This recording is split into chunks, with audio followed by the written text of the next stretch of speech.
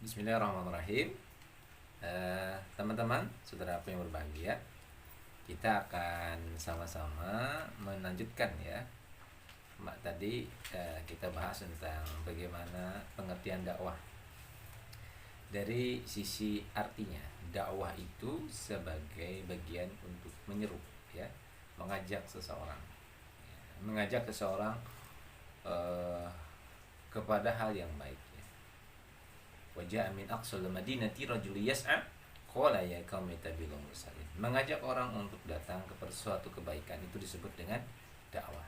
Jadi jangan sampai kita memahami dakwah itu bahwa dakwah itu disampaikan oleh seorang ustadz, seorang ulama, seorang yang memiliki kapasitas, terus mereka menyampaikan risalah Rasul, ya, mereka menyampaikan pesan-pesan Rasul ataupun pesan-pesan Allah dalam Al-Qur'an. Oh, ini dakwah. Padahal dakwah itu bisa dilakukan oleh siapapun yang sudah bertauhid kepada Allah, mengajak untuk datang ke pengajian itu dakwah. Ya. Membuat sebuah pengajian itu juga dakwah, gitu ya. Sehingga kita akan ditanya nanti, kita ini hidup kita untuk apa, ditanya sama Allah. Ya. Kenapa? Karena dakwah itu kewajiban buat kita semua ya, untuk mengajak seseorang kepada kebaikan. Ini makna pertama dari dakwah. Nah, yang kedua, makna kedua itu ada dalam Al-Qur'an. Allah sampaikan, "Kuntum khairu ummatin ukhrijat linnas ta'muruna bil ma'ruf wa tanhauna 'anil munkar wa tu'minu billah." Kuntum khairu ummatin, sungguhnya engkau sebaik-baik umat. Ta'muruna bil ma'ruf, mengajak untuk kepada kebaikan, watan hawana anil munkar, dan mencegah kemungkaran. Nah, pengertian dakwah yang kedua dan hakikat dakwah yang kedua adalah mengajak orang kepada kebaikan dan mencegah pada kemungkaran. Ya. Mengajak orang pada kebaikan dan mencegah kepada kemungkaran. Itu definisinya. Saya ulangi dulu karena ini sangat penting sebagai dasar ya. Mengajak orang kepada kebaikan, mencegah seseorang pada kemungkaran.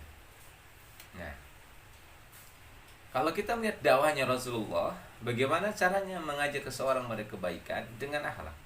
Bagaimana caranya menjaga seorang dari kemungkaran dengan akhlak? Dalam sebuah kisah, Rasulullah itu tidak pernah marah kepada seseorang, tidak pernah beliau ini memaksakan seseorang. Kata-katanya selalu baik. Sehingga yang disebut dengan dakwah ta'muruna bil ma'ruf wa tanhauna 'anil munkar itu tidak identik bahwa dakwah itu dengan kekerasan ya, dipaksa, tidak ya. Dakwah itu dijalankan dengan penuh hikmah wal mau'izatul hasanah. Ini penting.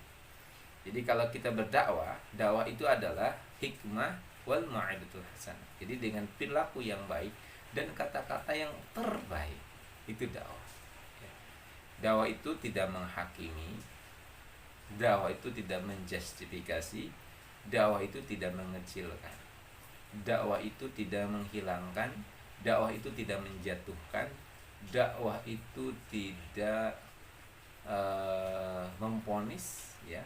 Dakwah itu bukan menjauhkan, tapi dakwah itu adalah merangkul, memahami, memberi kemudahan, meluruskan, membersamai, menarik, menyayangi. Itu namanya dakwah ya. Nah, ta'muruna bil ma'ruf, mengajak orang pada kebaikan itu dengan dua cara ya. Satu, yang paling besar ta'muru bil ma'ruf itu adalah dengan perilaku, dengan contoh. Maka ayatnya, laqad kana lakum fi Rasulillah uswatun hasanah. Di dalam di Rasul itu ada contoh terbaik. Nah, jadi seorang dai itu, kalau kita memahami makna ini, dai itu adalah orang yang mencontoh akhlak Rasulullah, dan dengan akhlaknya itu diikuti oleh banyak orang. Jadi apa-apa yang dikatakan dengan yang diucapkan itu sama gitu. Bahkan Rasul tidak pernah melakukan sesuatu yang belum diucapkannya. Kalaupun mau disampaikan, terlebih dulu beliau jalankan dulu apa yang beliau tahu itu, lalu disampaikan kepada sahabat-sahabatnya. Itu Rasul. Nah, kalau kita mau berdakwah, Maka saya menyarankan ke teman-teman, dakwah teman-teman dengan perilaku. Apa itu perilaku? Dengan akhlak yang baik. Jangan sampai kita hanya ucapan saja. Kalau ucapan itu akan masuk kepada yang disampaikan Allah dalam Al-Quran, kabura maqtan indallah an taqulu ma la taf'alun.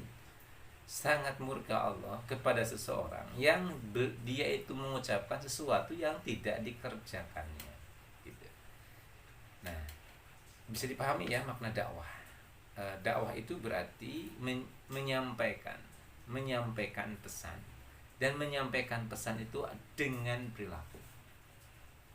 Menyampaikan pesan itu tetap yang menyampaikan lisan, tapi lisan yang sudah badannya melakukan. Bukan lisan yang hanya lidahnya bersilat saja, tapi badannya, hatinya, perilakunya tidak. Nah, dakwah itu melakukan sesuatu yang sudah dikerjakan oleh kita.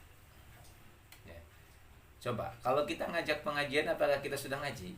Udah, betul nggak? Kalau kita ngajak ayo baca Quran, kita udah baca Quran, udah. Nah, itu dakwah. Tapi kalau kita ngajak orang ngaji, terus kita nggak ngaji, itu bukan dakwah. Ya ngajak aja. Tapi sebetulnya dakwah itu melekat kepada kepribadian kita sendiri, melekat pada perilaku dan tingkah laku kita sendiri. Maka seorang dai harus pandai-pandai menyampaikan, ya, menyampaikan sesuatu yang memang itu dilakukannya, gitu. Nah, orang-orang yang dai dalam syariat, ya, hukum-hukum, maka dia adalah orang yang memang menjalankan hukum itu, lalu beliau mengaplikasikannya, menyampaikannya kepada banyak orang. Nah, dai tentang akhlak berarti dia berikhtiar dulu bagaimana akhlaknya baik, baru disampaikan kepada masyarakat. Gini ya, ini pengertian kedua dari dakwah. Jadi dakwah itu adalah ta'muruna bil ma'ruf wa tanhauna 'anil munkar. Oh ya, saya akan sampaikan apa itu tanhauna 'anil munkar. Apakah tanhauna 'anil munkar itu kita labrak, kita pukulin, kita ikat, kita geret gitu? Kalau ada masalah, misalkan ada sebuah kemungkaran, ya, ternyata Rasulullah SAW memberikan contoh tidak seperti itu. Ketika ada seorang anak muda yang datang ke Rasulullah, ya Rasulullah, saya seorang muslim, tapi izinkan ya Rasulullah, saya berzina, saya tidak kuat kalau menahan zina, izinkan saya berzina. Apakah Rasul marah? Tidak, Rasul tersenyum. Terus beliau mengatakan, seandainya engkau mendapati adik perempuanmu dijinahi orang lain, ridho tidak? Seandainya engkau mendapati kakak perempuanmu dijinahi orang lain, rela tidak? Seandainya engkau mendapati ibu darimu, ya ibumu dijinahi orang lain, rela tidak? Orang ini dengan tegas tidak rela, enggak mau. Kata Rasulullah, begitu juga orang lain tidak mau adik perempuannya, kakak perempuannya atau ibunya dijinahi oleh kamu. Nah, sehingga pemuda ini mengatakan, ya Rasulullah, berikan kepada saya doa, doakan saya agar yang paling saya benci dari hidup saya adalah berzina. Jadi dia ini terbiasa berzina gitu. Sehingga Rasulullah meletakkan tangannya di dadanya lalu berdoa kepada Allah agar si laki-laki ini, si pemuda ini diberikan oleh Allah sebuah kekuatan dan akhirnya dia berbalik dari sebuah kesukaan berzina menjadi dia ini hilang dan benci dengan kegiatan tersebut, ya. Dia doakan, dan betul pemuda ini yang paling dibenci dalam hidupnya adalah berzina. Masya Allah, tidak dengan kekerasan gitu ya, tidak dengan marah, tidak, tapi dengan cara-cara yang sangat memberikan penjelasan. Jadi bukan menjustifikasi tapi menjelaskan, bukan memvonis gitu, tapi memberi arahan, bukan menendang tapi merangkul gitu. Suatu saat ada Arab Baduy, ya, Arab Baduy datang ke Rasulullah SAW, terus Rasul memberikan hadiah. Nah, ketika memberikan hadiah, kata Rasul, gimana hadiah dari saya? Bagus nggak? Arab Baduy ini dengan sangat lantang mengatakan, bagus apaan, jelek gitu. Nah, para sahabat Rasul marah gitu, ingin memukulin si Arab Baduy ini. Jadi kata Rasulullah, nggak usah, tenang, jangan dipukulin. Dan akhirnya Rasul balik pulang ke rumah, terus beliau membawa sebuah bingkisan barang, dikasihkan lagi ke orang Baduy ini. Gimana sekarang? Hadiah dariku baik? Dan orang Baduy ini mengatakan, oh sangat baik sekali, semoga engkau diberkahi. Beberapa hari kemudian dia datang masuk Islam, dan akhirnya beberapa hari kemudian dia ini ikut bersama Rasulullah berperang, dan beliau menjadi salah seorang tentaranya Rasulullah dalam berperang. Setelah itu Rasul mengatakan kepada para sahabat, seandainya engkau marahi mereka dan dia terbunuh, dia akan masuk neraka. Namun jika engkau bersabar dan mengajak dia dengan cara-cara baik, memberikan keterangan pemuda ini ikut dalam peperangan, dan seandainya dia pun terbunuhnya syahid di jalan Allah. Masya Allah, ya. Ini cara Rasulullah SAW dalam berdakwah. Bagaimana kok Islam mengadakan peperangan? Ya, peperangan itu bagian dari tanggung jawab, bagian dari pembelaan diri, ya. Hampir rata-rata yang disampaikan Rasulullah, peperangan itu lebih kepada bagaimana membela agama, bukan membela diri sendiri, gitu. Rasul kalau dengan diri sendiri itu tidak pernah marah, tapi kalau sudah masalah agama, beliau marah dan menegakkan keadaan seadil-adilnya. Berarti kalau begitu memang dakwah Rasul itu dakwah akhlak. Jadi kepribadiannya bagus, tapi kalau sudah berhubungan dengan agama, beliau marah, gitu. Nah ini jamaah yang dirahmati Allah, teman-teman, saudara-saudaraku semua, tentang makna dakwah dari ayat ini. Ta'muruna bil ma'ruf wa tanhauna 'anil munkar. Jadi tanhauna 'anil munkar pun dengan akhlak, gitu. Memang ada sebuah hadis yang mengatakan, jika engkau melihat kemungkaran, maka rubah dengan tanganmu. Jika engkau tidak mampu merubahnya, rubah dengan ucapanmu. Jika engkau tidak mampu merubah, maka rubah dengan hatimu. Tapi itu selemah-lemahnya iman. Banyak memahami pengertian dengan tanganmu itu dengan dipukul, ya, dengan kekuatan, gitu. Banyak memahami bahwa yang disebut dengan lisan itu dengan ucapan. Banyak yang memahami bahwa dengan ingkar dengan itu dengan ingkar, gitu. Tapi sesungguhnya yang disebut dengan rubah dengan tangan itu dengan perilaku, dengan kebaikan. Kita bisa mendekati dia. Misalkan teman kita ini nggak pernah sholat, kita dekati, kasih hadiah, berikan penjelasan, gitu ya. Itu kemampuan kita. Terus misalkan di keluarga kita ada yang tidak dekat dengan Allah, kita dekati, kita dakwah fardiyah kepadanya, dikasih buku. Kalau itu adik kita dikasih apa yang kita miliki, kamu mau apa, jam kakak ini, ya ambil aja buat kamu. Jadi anaknya itu baik banget sih kakak, gitu. Kamu mau apa, kerudung kakak, ambil aja. Kamu gak punya uang, ini aku punya uang, tapi uang aku cuma 20.000, bagi 2 ya, buat kamu 10.000, silakan kalau mau makan. Ya diantar sama kakak. Aduh, anak ini baik banget, kakak ini baik banget, sehingga anak ini nurut sama kakaknya. Dan ketika kakaknya nyuruh sholatnya, nak, sholat ya dek, itu pasti mau ngajak sholat itu. Jadi begitulah dakwah sesungguhnya. Dakwah tidak dengan biaya itu dengan kekuatan gitu terus ya dihancurin, gitu, enggak. Yang disebut dengan biaya itu dengan akhlak, gitu, dengan perilaku. Nah, ini teman-teman yang berbahagia, masya Allah, ya. Ini makna dakwah, ya. Dan sekarang kayaknya udah cukup, ya, beberapa pengertian dari saya tentang dakwah. Dan sekarang mari kita bahas tentang keutamaan ketika kita berdakwah. Ya, yang pertama, siapa yang dengan tangannya, ya, dengan ucapannya, dengan perilakunya, seseorang mendapatkan petunjuk Allah Subhanahu wa Ta'ala. Hanya Allah memberikan hidayah kepadanya lewat wasilah tangan kita, ucapan kita, perilaku kita, dia menjadi baik. Masya Allah. Maka pahalanya dengan dunia dan seisinya tidak ada apa-apanya, ya. Kita belum punya uang 5 triliun, ya, atau 1000 triliun, gak punya, ya, belum punya, makan aja enggak, ya. Namun kita berdakwah, ya, terus ada orang mendapatkan hidayah dari dakwah kita, itu jauh lebih besar dari 1000 triliun itu, jauh lebih dari semuanya, gitu. Lebih baik daripada dunia dan seisinya. Itu kata Rasulullah. Yang kedua, ya, keuntungannya, keutamaan dakwah itu sungguhnya, mohon maaf, ya, kalau kita sedang berdakwah, itu tangan kita kan begini. Assalamualaikum warahmatullahi wabarakatuh. Ini kita ngacung ke sini 2, tapi yang ketiga ke kita.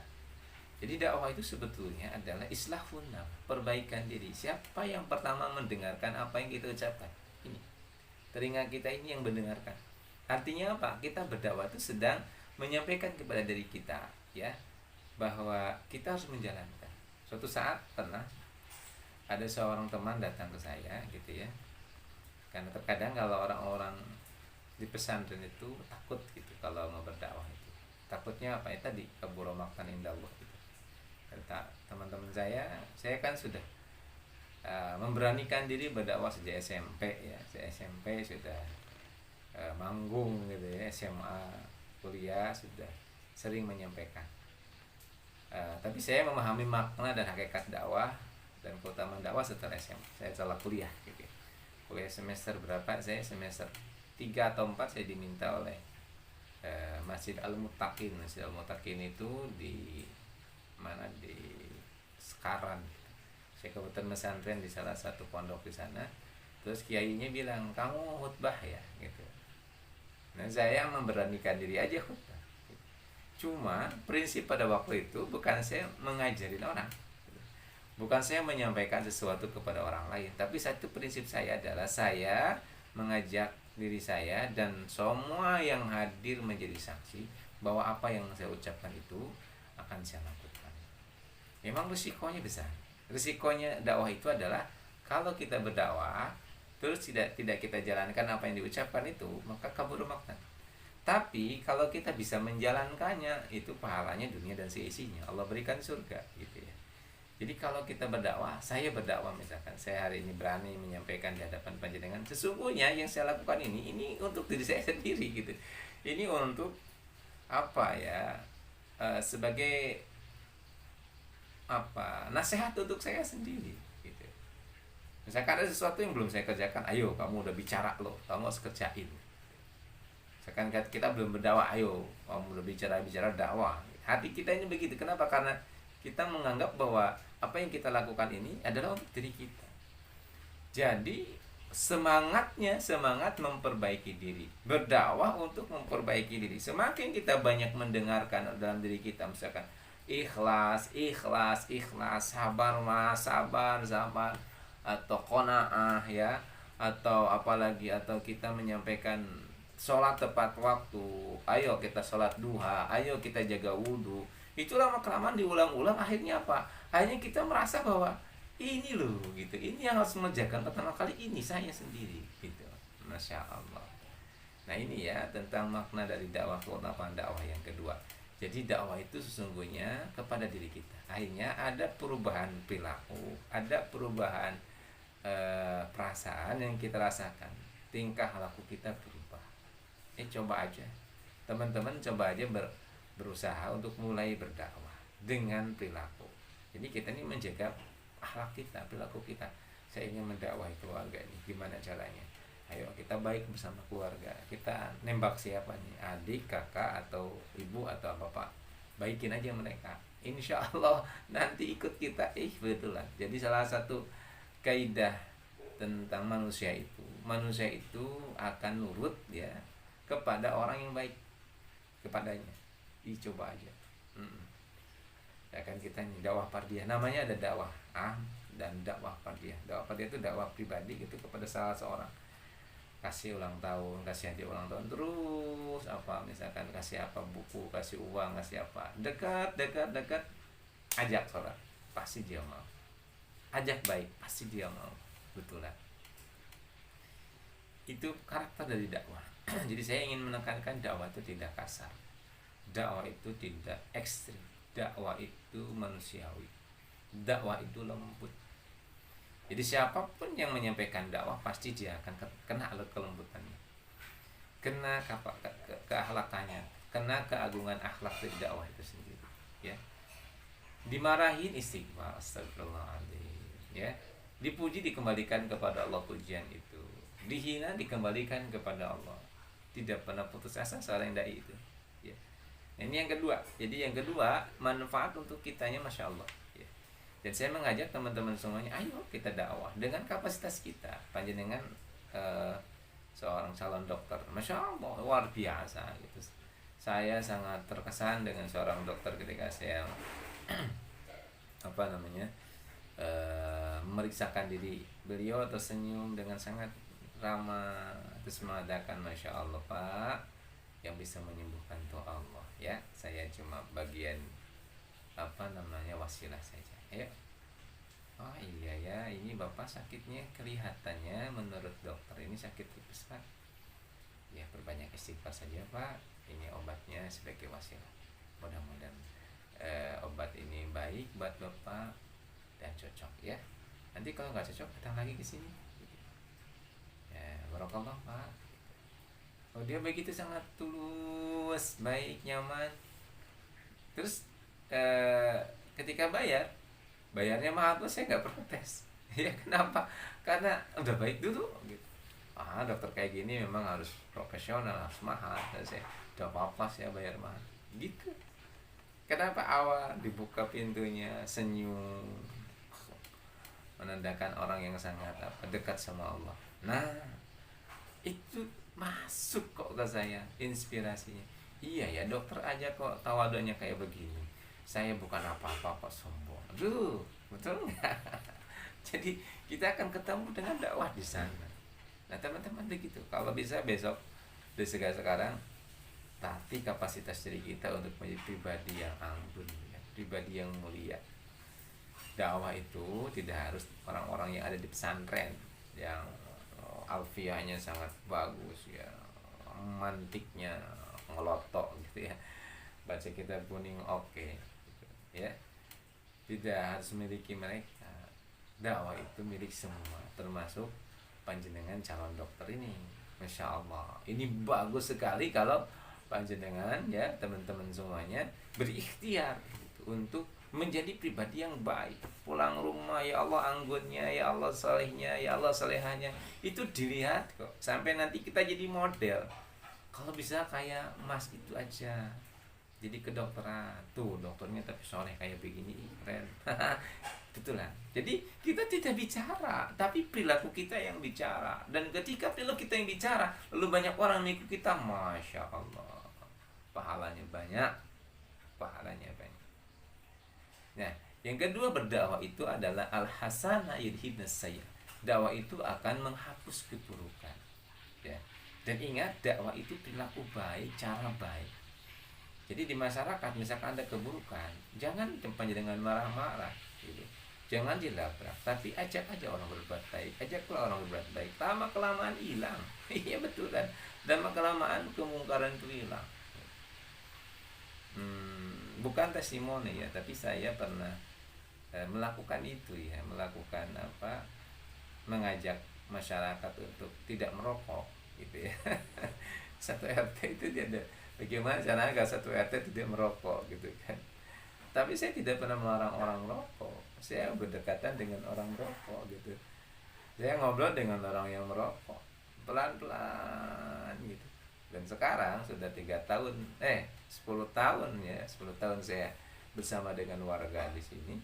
Alhamdulillah bapak-bapaknya nggak ada yang merokok. Ya dengan berbagai macam alasan lah. Tapi akhirnya kalau kita pertemuan nggak ada asap yang mengebul. Tambah saya ngasih sedikit pun ucapan dilarang merokok, enggak. Saya hanya mengajak orang untuk berbuat baik, terus baca Quran bersama. Yang belum bisa belajar baca Quran, ayo belajar. Terus ada pengajian, pertemuan RT datang, kegiatan-kegiatan yang sifatnya santai, rembuk datang. Walaupun ada dangdutan ya, saya datang walaupun harus merem-merem, tidak apa-apa gitu. Lama kelamaan gabung, dan akhirnya juga nggak ini sudah nggak ada biasanya senam perempuan atau orkes dangdut sudah nggak ada gitu. Alhamdulillah semuanya ditakdirkan Allah. Saya hanya memegang satu, al-hasanah yudhibnas sayyi'ah. Kebaikan itu bisa menghapus keburukan. Dulu di sini kalau pertemuan ibu-ibu PKK pakainya 10 tahun sebelumnya pakainya ada bunganya itu ya. Jadi simpan pinjam ada bunga, simpan pinjam ada bunga. 8 tahun menjelang ya, bukan 8 tahun, bahkan 7 tahun sebelum ini kan sudah 10 tahun ya, 7 tahun itu datang ibu-ibu ke rumah. Gimana caranya ya Pak gitu, yang dulu kan kami ini selalu berbuat ada bunga-bunga, kan kami tahu bahwa bunga itu tidak baik ya. Nah untuk yang ke depan ini tidak ada bunga lagi. Nah ini gimana yang kemarin-kemarin ini uangnya buat apa, masya Allah. Terus kita bilang udah aja pakai buat foto, buat tanaman gitu, masya Allah. Jadi tanpa harus kita melarang mereka, ternyata dalam proses yang sangat lama ternyata kebaikan itu bisa merubah keburukan, termasuk kepada diri kita. Jadi perbanyak aja berbuat baik. Jadi dakwah itu identik dengan akhlak yang anggun, identik dengan perbuatan baik. Ingat ya, identik dengan itu. Dakwah itu merangkul, bukan memukul ya. Dakwah itu tidak memponis ya. Bisa dipahami ya, insyaallah. Nah itu. Baik, mungkin 3 saja teman-teman, karena kita akan masuk selanjutnya kepada tema ya, tema selanjutnya. Mudah-mudahan sudah paham tentang makna dakwah. Ini makna dasar dari dakwah ya. Selanjutnya dakwah itu bagaimana, panjenengan lihat aja di fikih dakwah ya. Tapi ini dasar. Kalau mindset kita sudah begini, insya Allah lancar dakwah kita ya. Ya, satu dakwah tidak, sekali lagi dakwah tidak harus tidak harus memiliki ilmu banyak. Yang penting punya keinginan. Ajak orang untuk ikut ngaji aja sudah dakwah. Gitu ya. Baik, sekarang kita masuk kepada tema kedua, yaitu tentang niat ya, pondasi niat. Dakwah pun harus jelas niatnya gitu ya. Niat itu penting. Nah, saya akan bacakan sebuah hadis ya. Sebuah hadis saya bacakan dulu. Saya ambil agar saya tidak salah, tidak keliru ya. Bismillahirrahmanirrahim.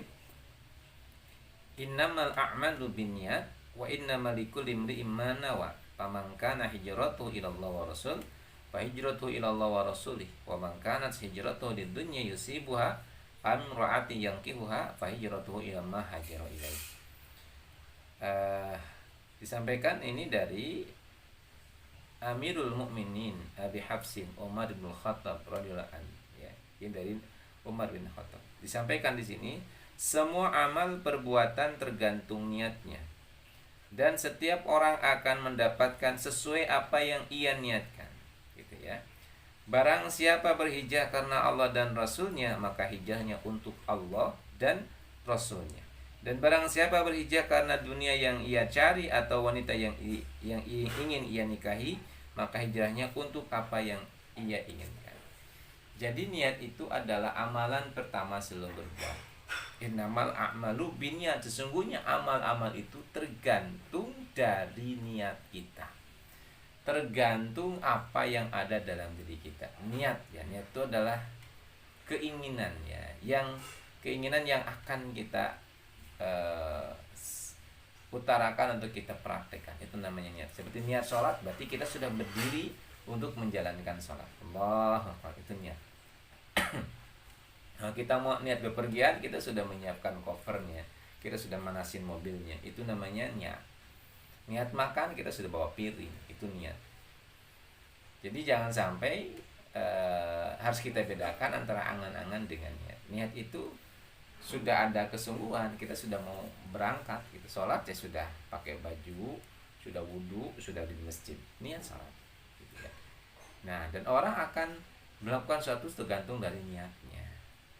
Maka pamangkana hijratu ilallah wa rasul, kalau dia hijrah karena Allah dan Rasul, maka dia akan mendapatkan Allah dan Rasul. Tapi kalau dia hijrahnya karena wanita, maka akan mendapatkan itu gitu ya. Bahkan dikatakan sesuatu itu akan berbuah tergantung dari apa yang dia niatkan. Nah, teman-teman, ini penting buat kita ya. Dan niat ini menurut saya adalah bagian yang sangat-sangat penting dalam hidup kita.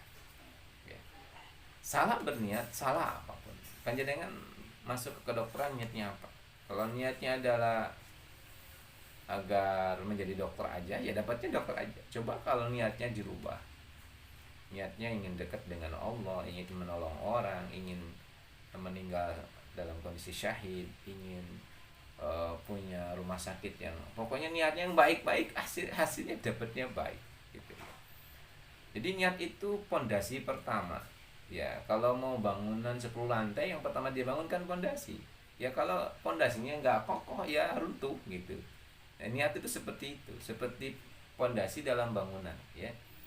Nah, dalam amal kita pondasinya niat gitu. Ya kalau kita nggak berniat, saya yakin kalau misalkan kita pergi terus macet, balik insya Allah balik gitu. Kenapa? Karena nggak ada pondasinya. Macet balik lagi ya. Kenapa? Nggak ada niat kok. Ya. Jadi kan misalkan ke kedokteran tapi nggak ada niat apa-apa. Terus sekarang online semua, tugasnya banyak, bahkan mungkin tidak tidur semalam gitu. Ya karena nggak niat tadi nggak dikerjain, ngapain untuk mundur aja gitu. Tapi kalau niat sudah, kalau nanti konsisten kita akan terus menjalankan itu. Nah, teman-teman, apa saja syarat dari niat ya? Disampaikan di sini para ulama sepakat bahwa perbuatan seseorang mukmin tidak akan diterima dan tidak akan mendapatkan pahala kecuali jika diiringi dengan niat ya. Nah, dalam ibadah ini seperti salat, haji, puasa, niat merupakan rukun. Niat itu adalah rukun ya.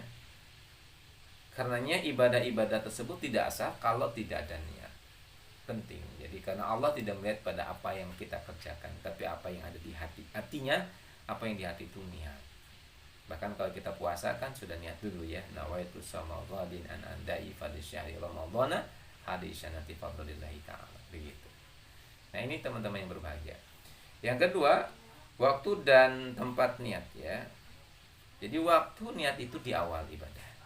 Jangan sampai di akhir, di tengah enggak. Niat itu di awal. Semua aktivitas melakukan semua aktivitas berawal di awal ya. Niat itu selalu di awal ya. Kita berangkat di awal. Niat itu sebagai pondasi tujuan kita ya. Kita mau kemana nih? Nah, itu buat niat. Untuk menjelaskan. Jadi orang yang berniat itu kokoh ya.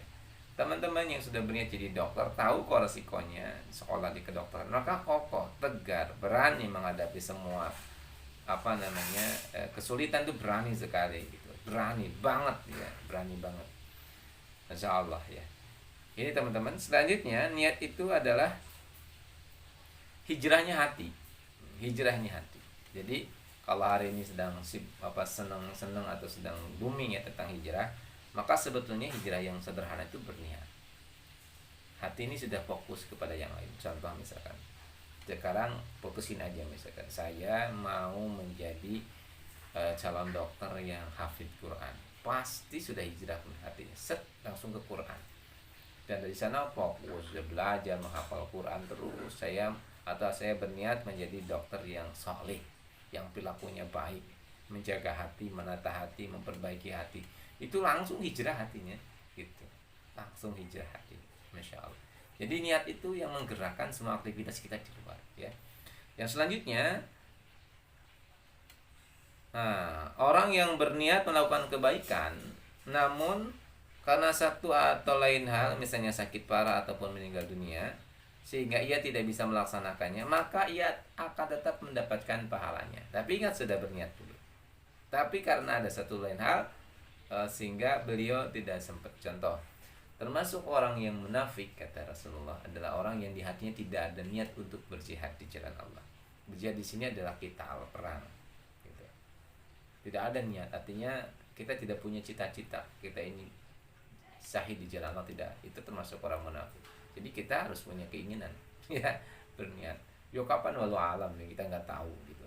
Dan berarti bukan mencari, bukan. Kalau kita sudah bertemu dengan sesuatu musuh memerangi umat Islam, ya kita siap gitu, dan itu harus diniatkan. Walaupun kita misalkan belum punya kesempatan, keahlian. Tapi kalau kita udah berniat, itu mastata'tum, kita akan persiapkan ya. Kita akan dengan kemampuan kita. Kita akan menyiapkan itu semua gitu ya. Terus selanjutnya,